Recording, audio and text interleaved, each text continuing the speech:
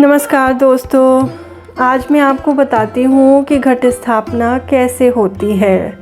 आप अपने घर में माता रानी के आने के बाद घट स्थापना कैसे करें। जब माता रानी हमारे घर में आती है तो वो बहुत सारी खुशियाँ लेकर आती हैं और मन अति प्रसन्न रहता है। घट स्थापना को करने के लिए आपको क्या करना है ये मैं आज आपको बताती हूँ। घट स्थापना को हमेशा शुभ मुहूर्त में ही करना चाहिए। इसमें आपको सुबह में बहुत जल्दी उठकर अपने सभी कार्यों को पूर्ण करें। फिर उसके बाद जिस स्थान पर आपको कलश रखना है उस स्थान को अच्छी तरह से स्वच्छ कर ले गंगा जल डालकर। फिर इसके बाद आपको जिस स्थान पर घट स्थापना होनी है वहाँ पर आपको 9 ग्रह बनाने हैं।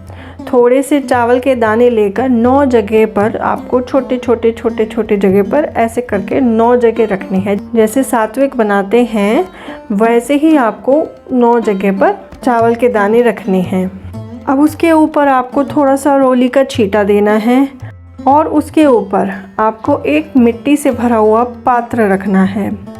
उस पात्र के अंदर आपको थोड़े से जौ के दाने डालने हैं, जिसको जौ बोलना बोलते हैं।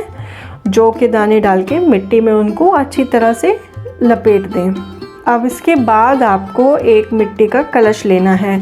मिट्टी का हो पीतल का हो, इन दोनों धातुओं का ही आपको कलश लेना है। इसके अलावा किसी और धातु का कलश शुभ नहीं माना जा सकता। जैसे बहुत लोग एल्युमिनियम का रखते हैं, स्टील का रखते हैं, वो शुभ नहीं माना जाता। इसलिए आपको कलश पीतल का या फिर मिट्टी का ही लेना है।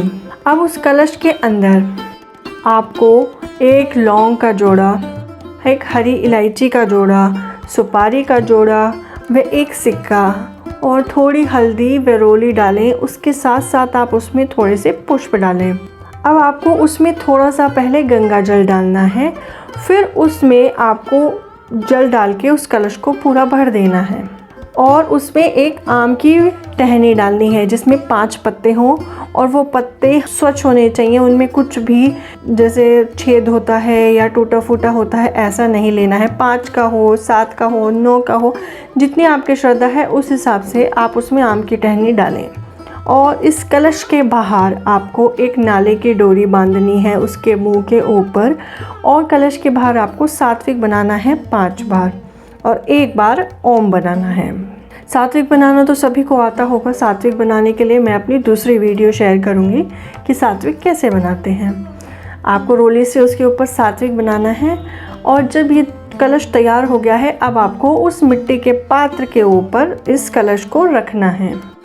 फिर इसके ऊपर आपको एक प्लेट ढकनी है और उसके ऊपर एक कटोरी में चावल भर के रखने हैं, जिसको बाद में आप मंदिर में रख कर आएंगे उन चावलों को। लेकिन 1 कटोरी चावल नहीं, फिर उसको बढ़ा करके उसमें 1 कटोरी 2 कटोरी जितनी आपकी श्रद्धा है चावल बढ़ा करके फिर मंदिर में चढ़ा के आने हैं। तथा इसके बाद आपको एक नारियल लेना है। उस नारियल के ऊपर चुनरी लपेटनी है और उसके ऊपर थोड़ा सा कलावा लपेटना है।